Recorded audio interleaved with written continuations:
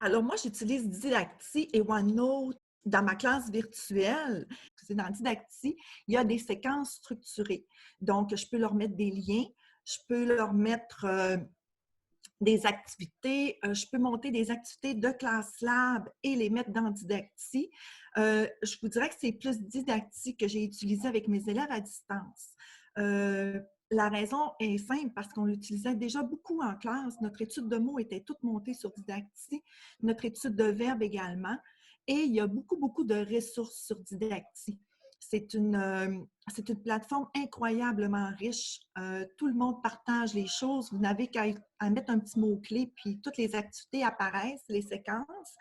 Et puis, moi, c'était la raison pour laquelle je l'ai beaucoup utilisé, c'est qu'on l'utilisait déjà en classe et les élèves étaient comme habitués à cette plateforme-là.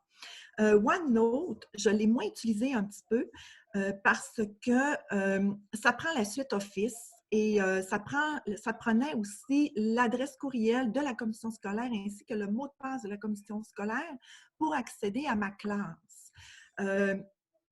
Donc, ça causait un petit peu plus de problèmes chez mes élèves et chez les parents. Et je trouvais que déjà avec mon didactique, je me débrouillais bien. L'autre plateforme que j'ai utilisée beaucoup en classe virtuelle, c'est le ClassLab.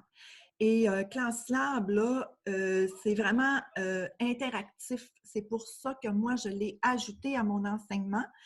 Un petit conseil que je pourrais peut-être donner aux personnes qui commencent et qui connaissent rien de tout ça, ClassLab, Didacti, OneNote, ce sont toutes des plateformes incroyables. Par contre, Didacti puis OneNote, moi, je les ai utilisés avec mes élèves, ils étaient habitués. Il y en a une plateforme que j'ai comme commencé à distance avec mes élèves, c'était ClassLab. Ça se faisait quand même bien. Sauf que Didacti et OneNote, je ne sais pas si je recommanderais à des nouvelles personnes qui se l'approprient de le faire avec les élèves à distance.